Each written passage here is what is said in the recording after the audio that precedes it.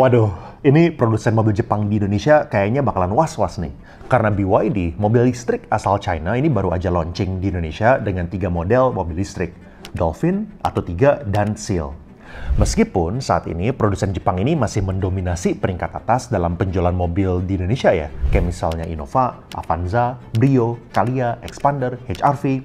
Tapi menurut gua, kehadiran BYD ini bisa menjadi ancaman bagi kompetitor lainnya di Indonesia dalam jangka panjang. Kenapa? Soalnya belakangan ini BYD itu lagi bikin heboh dunia EV karena berhasil menjual mobil listrik terbanyak di dunia, mengalahkan Tesla di kuartal keempat 2023. Dan ironisnya, 12 tahun yang lalu Elon Musk itu sempat ngeremehin mereka. There's competitors now ramping up, and as you're familiar with BYD, which is also on the West Coast, I think they're ramping up production of their electric vehicles. Warren Buffett owns 10% stake in that. Why do you laugh? BYD is trying to compete. Why do you laugh? Have you seen their car?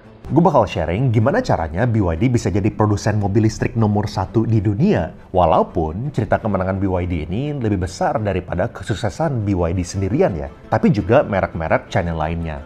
Soalnya dari tahun 2020, China itu mulai melampaui Amerika, lalu Korea, lalu Jerman, dan baru-baru ini Jepang sebagai eksporter mobil nomor 1 di dunia. Gue bakal sharing kenapa industri mobil listrik dari China bisa segitu majunya dan gimana BYD bisa menjadi pemain global di dunia mobil listrik. Let's go! Alasan nomor 1 kenapa BYD dan produsen lainnya itu berhasil meroket adalah karena dukungan pemerintahan China sendiri. Sejak 20 tahun yang lalu, sebelum mobil listrik itu ada di mana-mana kayak sekarang ini, pemerintahan China udah menjadikan teknologi kendaraan listrik sebagai prioritas mereka. Dan pada tahun 2007, Wang Gang, seorang engineer yang udah 10 tahun lebih kerja di Audi Jerman, diangkat menjadi Menteri Sains dan Teknologinya China. Dan saat itu, Wang Gang juga melihat bahwa ada potensi besar di industri EV dan dia sangat suka dengan Roadster, mobil listrik Tesla yang pertama. China ini sadar kalau misalnya mereka nggak bakal bisa berkompetisi dengan produsen-produsen mobil yang besar dari Amerika, Jerman, dan Jepang di ICE alias Internal Combustion Engine. Makanya mereka lebih milih buat prioritasin dan dedikasikan negaranya untuk berkompetisi di mobil listrik. Dan terbukti, taruhannya ini berhasil. Sekarang ini, China udah jadi eksportir mobil nomor 1 di dunia, bahkan mengalahkan Jepang. Dan BYD baru aja menjual lebih banyak mobil listrik dibandingkan Tesla. Nah, jadi apa aja sih langkah-langkah yang dilakukan sama pemerintahan China? Sejak tahun 2009, China itu udah memberikan subsidi untuk konsumen dan produsen-produsen bis dan juga taksi listrik mereka. Lalu selama tahun 2009 sampai 2022, pemerintahan China itu menggelontorkan dana 450 triliun untuk subsidi dan keringanan pajak. Dan impact-nya ini ya luar biasa ya. Ada lebih dari 6 juta mobil listrik yang dijual di China pada tahun 2022. Lebih dari setengah total seluruh mobil listrik yang dijual di seluruh dunia. Terakhir, pada tahun 2010, sebelum mobil listrik ini dapat diterima sama konsumen, China mendorong permintaan mobil listrik mereka dengan cara merubah transportasi publiknya menjadi berbasis listrik. Langkah-langkah tersebut akhirnya dapat memberikan kesempatan kepada produsen-produsen mobil listrik China untuk terus berkembang dan akhirnya mendominasi industri EV. Sampai akhirnya saat ini, China itu udah berhasil mencapai economies of scale. Artinya, mereka udah bisa bikin mobil dengan skala yang segitu masifnya sehingga harga produksi per mobil itu bisa jauh lebih rendah. Dan ini masuk ke strategi BYD yang berbeda dengan Tesla ya. Kalau misalnya Elon Musk, itu kan prinsipnya jual dulu mobil yang termahal, lalu tambah lama, tambah murah. Makanya di tahun 2008, mobil pertama yang dijual sama Tesla adalah Roadster Sports Car. Lalu 4 tahun kemudian, dia launching Model S, lalu Model X di tahun 2015, baru Model 3 di tahun 2017. Dan Model 3 ini ya yang paling murah. By the way, ini fun fact kalau misalnya lu belum tahu, Elon Musk ini emang suka nge-troll ya. Setelah Model Y keluar di tahun 2020, kita baru sadar bahwa pilihan kalian untuk beli mobil Tesla adalah Model S, Model 3, Model X, dan Model Y alias seksi. Dan sampai saat ini pun, Elon Musk masih terus berusaha biar bisa mencapai skala yang lebih besar lagi supaya akhirnya bisa nawarin mobil-mobil yang tambah lama, tambah murah. Dan berbeda dengan Tesla, BYD langsung fokus main di harga yang lebih murah. Mereka menawarkan 10 tipe mobil dengan harga yang lebih murah dibandingkan unit termurahnya Tesla. Jadi harga penjualan mobil Tesla secara otomatis lebih tinggi di angka 45.000, sedangkan rata-rata harga penjualan BYD itu cuma setengahnya. Dan ya nggak heran dengan ini kalau misalnya ekspor mobil listrik mereka otomatis meledak. Bahkan sampai mengancam produsen-produsen dari Eropa. Grafik ini bisa menjelaskan apa yang terjadi belakangan ini. Yang merah muda itu ekspor mobil listrik ke Eropa yang bertumbuh secara eksponensial, sedangkan sebaliknya kalian bisa lihat sendiri pertumbuhan ekspor mobil listrik dari Eropa ke China itu pertumbuhannya tipis banget. Ini yang biru muda ya. Dan Western Europe itu adalah pasar terbesar ekspor mobil listrik dari China. Gara-gara itu belakangan ini Eropa baru aja komplain. Global markets are now flooded with cheaper Chinese electric cars. And their price is kept artificially low by huge state subsidies. This is distorting our market. And as we do not accept this distortion from the inside in our market, we do not accept this from the outside.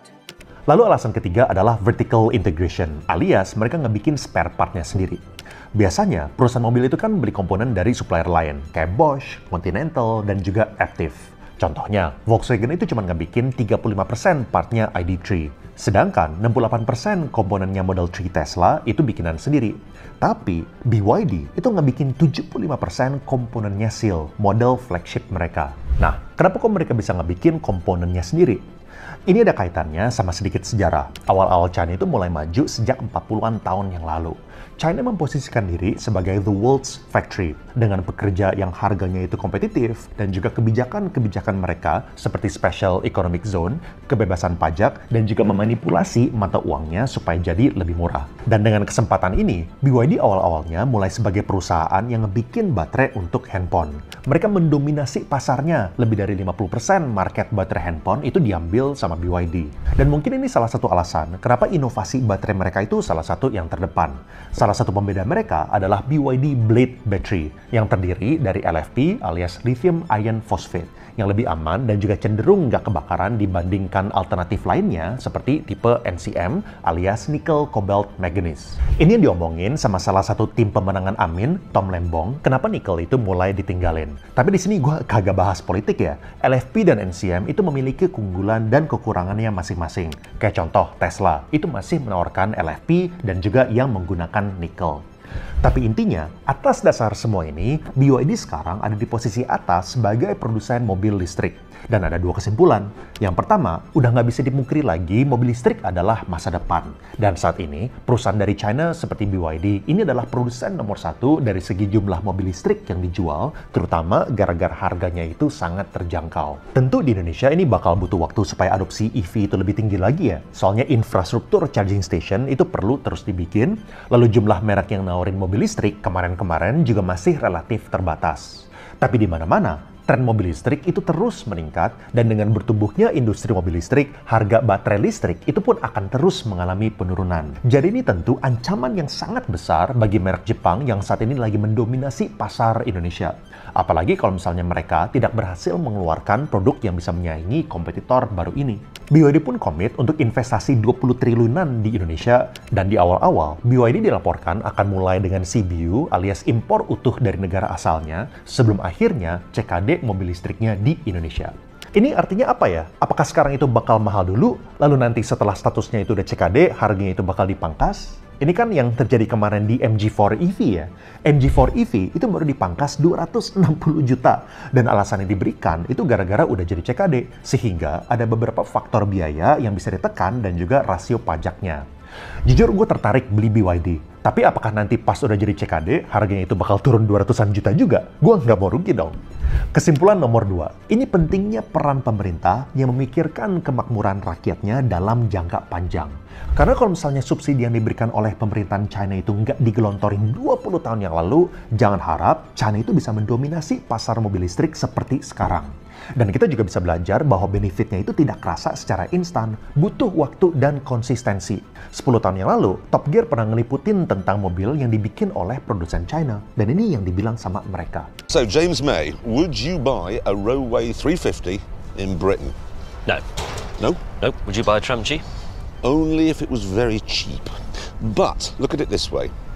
In just 5 years, China has gone from making that, whatever it is, to making these. Now with that rate of progress, where are they going to be in 5 years' time? Anyway, kalau misalnya lu mau tahu kenapa ekonomi China itu kemungkinan besar tidak dapat menang dan melampaui ekonomi Amerika, kalian bisa klik di sini.